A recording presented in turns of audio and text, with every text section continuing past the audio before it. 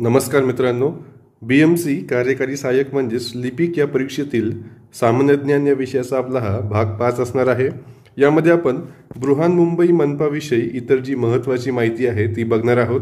त्यामध्ये बृहन्मुंबई महानगरपालिकेतील क्षेत्रांची संख्या म्हणजेच जे झोन्स आहेत त्यांची संख्या असेल, सोबतच प्रभागांची संख्या म्हणजेच जे वार्ड आहेत त्यांची संख्या असेल आणि महानगरपालिकेचे इतर जे महत्त्वाचे अधिकारी आहेत त्यांच्याबद्दलची महत्त्वपूर्ण माहिती आपण या व्हिडिओच्या माध्यमातून बघणार आहोत। तर हा बृहन्मुंबई महानगरपालिकेचा नकाशा आहे। यामध्ये तुम्हाला वार्डनुसार हा नकाशा दिलेला आहे।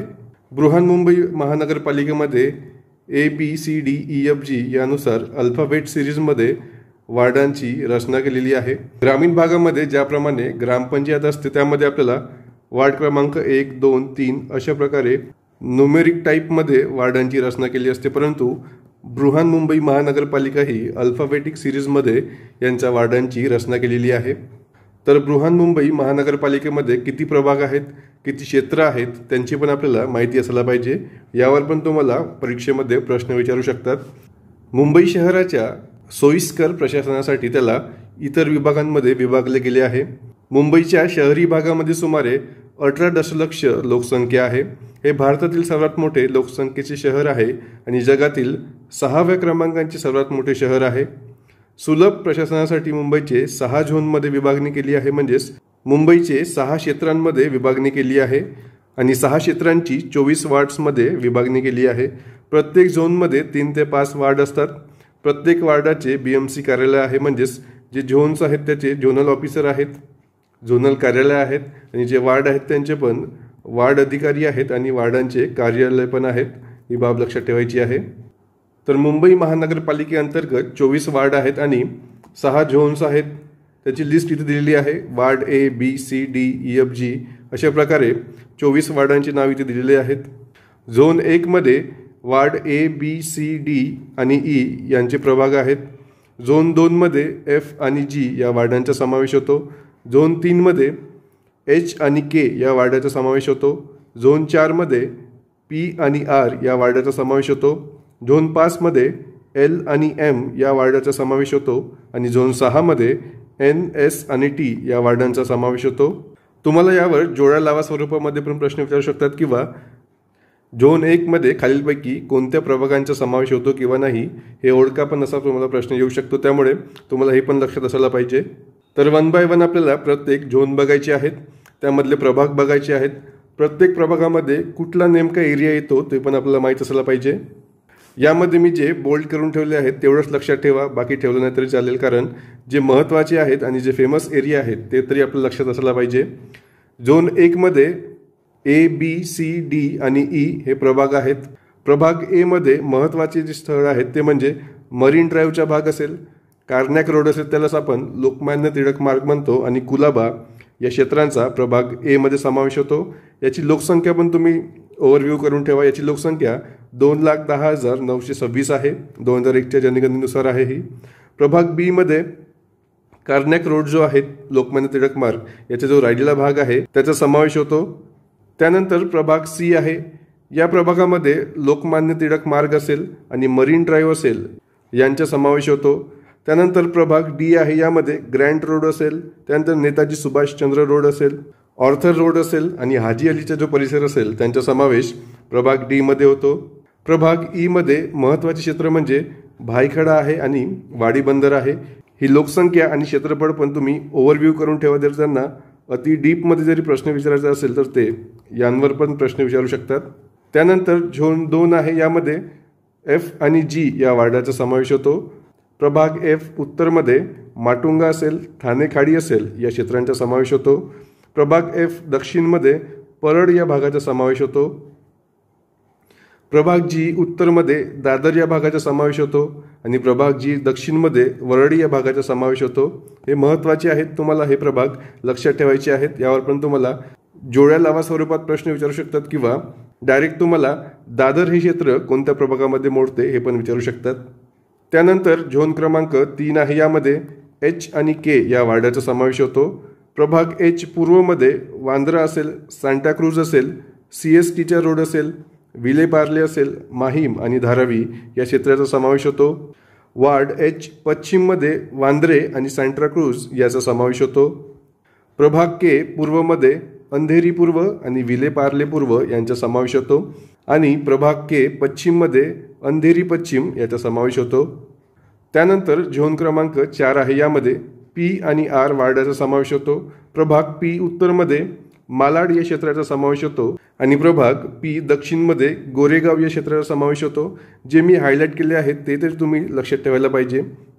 प्रभाग आर मध्यमध्ये भांडूप असेल, संजय गांधी राष्ट्रीय उद्यान असेल आणि बोरीवली पूर्व असेल यांचा समावेश होतो.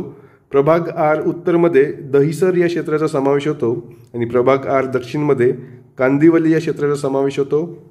त्यानंतर झोन क्रमांक 5 आहे. यामध्ये एल आणि एम या वार्डांचा समावेश होतो.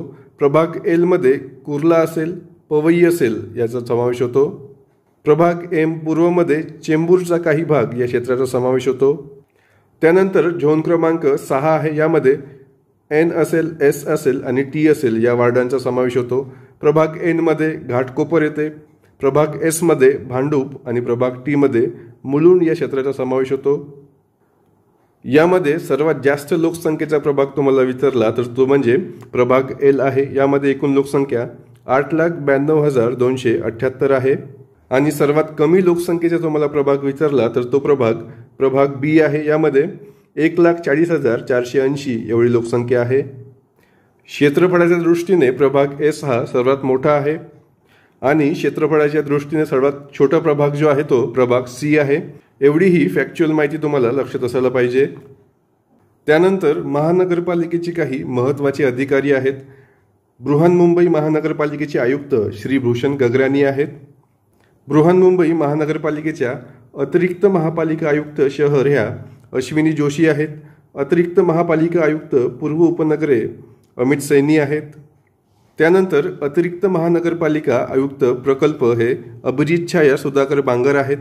अतिरिक्त महानगरपालिका आयुक्त पश्चिम उपनगरे विपिन वर्मा आहेत. बृहन्मुंबई महानगरपालिकेचे प्रमुख लेखापाल वित्त हे सुनील जाधव आहेत. प्रमुख लेखापाल कोषागार अशोक रुपवते आहेत. महानगरपालिका सचिव हे शुभांगी सावंत आहेत. हा महत्त्वाचा आहे, यावर तुम्हाला प्रश्न येऊ शकतो. महानगरपालिकेचे मुख्य लेखापरीक्षक हे सीताराम काळे आहेत. हा पण महत्त्वाचा आहे. त्यानंतर महानगरपालिकेचे महाव्यवस्थापक अनिल दिग्गीकर आहेत आणि शिक्षण अधिकारी हे राजेश कंकाळ आहेत. जे इथे हायलाइटेड केले आहेत तेच महत्त्वाचे आहेत, ते तरी तुम्ही लक्षात ठेवलेच पाहिजे. त्यानंतर प्रमुख अग्निशमन अधिकारी रवींद्र आंबुलगेकर आहेत. प्रमुख सुरक्षा अधिकारी अजित तावडे आहेत. महानगरपालिकेचे जे इलेक्शन आहे ते लास्ट म्हणजे 2017 झालं होतं आणि 2022 त्याची मुदत संपली होती. 2022 पासून आपल्या महाराष्ट्रामध्ये स्थानिक स्वराज्य संस्था यांच्या निवडणुका पार पडल्या नाही. तर 2017च्या इलेक्शन नंतर मुंबईच्या ज्या महापौर होत्या त्या किशोरीताई पेडणेकर होत्या शिवसेनेच्या, हे लक्षात ठेवायचं आहे. उपमहापौर सुहास वाडकर होते आणि त्यावेळेस महानगरपालिका आयुक्त जे होते ते इक्बाल सिंग चहल हे होते. 2017 227 सदस्य होते आणि त्यांच्यासाठी ही निवडणूक पार पडली होती. 2022 हे सदस्य 236 इतके झाले आहेत. म्हणजेच 236 हे निर्वाचित सदस्य असतील आणि 5 सदस्य हे नॉमिनेटेड असतात, हे आपण आधीच बघितलं आहे. यामध्ये एक महत्त्वाचे म्हणजे राघवेंद्र सिंग हे वयाच्या 21व्या वर्षी सर्वात तरुण अपक्ष उमेदवार होते. हा एक पॉईंट लक्षात ठेवायचा आहे, यावर पण तुम्हाला ते चुकूनही प्रश्न टाकू शकतात. त्यानंतर 2017च्या इलेक्शनचा हा तुम्हाला तक्ता लक्षात ठेवायचा आहे. यामध्ये 2007ची निवडणूक असेल, 2012ची निवडणूक असेल आणि 2017ची निवडणूक असेल, या सगळ्यांचे कुठल्या पक्षातील किती उमेदवार निवडून आले हे सगळं दिलेलं आहे. तर हा तक्ता तुम्ही ओव्हरव्ह्यू करून घ्या, यावर पण तुम्हाला प्रश्न विचारू शकतात. 2017 शिवसेना आहे त्यांचे 93 सदस्य होते. भाजपाचे 82, इंडियन नॅशनल काँग्रेसचे 31 आणि इतर जे होते त्यांचे 1, 6, 2, 6 असे होते. 2012 पण 75 सदस्य हे शिवसेनेचे होते आणि 2007 84 सदस्य हे शिवसेनेचे होते. तर हा तक्ता पण तुम्ही ओव्हरव्ह्यू करून घ्या, यावर पण तुम्हाला प्रश्न विचारू शकतात. यानंतरच्या भाग 6 आपण बृहन्मुंबई क्षेत्रातील ज्या जागतिक वारसा स्थळं आहेत आणि जे स्थानिक पर्यटन स्थळं आहेत त्यांच्याबद्दल जी महत्त्वाची माहिती आहे आपल्या एक्झामच्या दृष्टिकोनातून ती बघणार आहोत. इतर माहितीसाठी तुम्ही ब्रेनसीट MPSCचं टेलिग्राम चॅनल जॉईन करू शकता. याची लिंक जी आहे मी डिस्क्रिप्शन बॉक्समध्ये दिलेली आहे.